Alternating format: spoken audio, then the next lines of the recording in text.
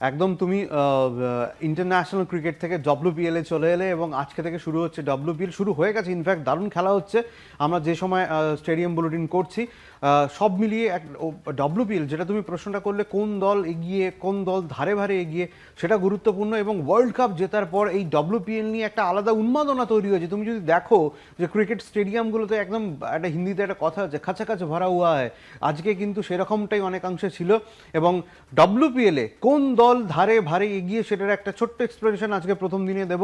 আমরা স্ক্রিনে দেখে নেব যে কোন দল এগিয়ে। প্রথমে যদি বলতে হয় যে নামটা স্ক্রিনে দেখাবো আমরা, হরমিনপ্রীত যে দলের অধিনায়ক অর্থাৎ মুম্বাইয়ে খাতায় কলমে কিন্তু মুম্বাই এগিয়ে রয়েছে। বিশ্বজয়ী অধিনায়ক হরমনপ্রীত কৌর সেখানে রয়েছেন, তার সঙ্গে ইংল্যান্ডের ন্যাট সিবার ব্রান্ড, ওয়েস্ট ইন্ডিজের হ্যালি ম্যাথিউস রয়েছেন। মুম্বাই আসল দলটাই ধরে রেখেছে, তাদের দলে নিউজিল্যান্ডের অ্যামেলিয়া কেয়ার, অস্ট্রেলিয়ার মিলি ইলিংওয়ার্থ এবং আমনজোত কর রয়েছেন। বোলিংয়ে আছেন জি কমলিনী। এছাড়াও দক্ষিণ আফ্রিকার সাবনিম ইসমাইল এবং বাংলার সাইকা রয়েছেন মুম্বাইয়ের দলে, অর্থাৎ যথেষ্ট শক্তিশালী দল। গতবারের দলটাই ধরে রেখেছে মুম্বাই। হরমনপ্রীত কৌর নেতৃত্বে রয়েছেন বিশ্বজয়ী অধিনায়ক।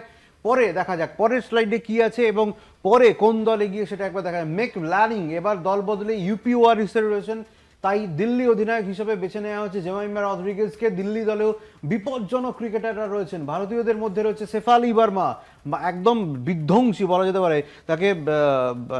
সেওয়াগ যেমন ছিলেন, শেফালি বর্মাকে তার সঙ্গে তুলনা করা হয়। স্নেহ রানা রয়েছে, শ্রীচরণী রয়েছেন। ঘরোয়া ক্রিকেটারদের মধ্যে নিকি প্রসাদ, মিন্নু মণি এবং নন্দানী শর্মা রয়েছেন। দক্ষিণ আফ্রিকার অভিজ্ঞ ক্রিকেটার লরা উলভাড্রো থাকছেন। বোলিংয়ে থাকছেন মারিজেন কাপ এবং অ্যালান কিং। এক কথায় বলা যেতে পারে দিল্লিও কিন্তু কাঁটে কি টাক্কর দেবে, যে কোনো মুহূর্তে যা কিছু হয়ে যেতে পারে। আপনারা ভাবছেন তো যে গতবারের ডিফেন্ডিং চ্যাম্পিয়ন এবং যারা জিতেছেন, বেঙ্গালুরু নিয়ে কথা বলবো, ডেফিনেটলি বলবো। তবে পরের স্লাইডে কি আছে একবার দেখে নেওয়া যাক।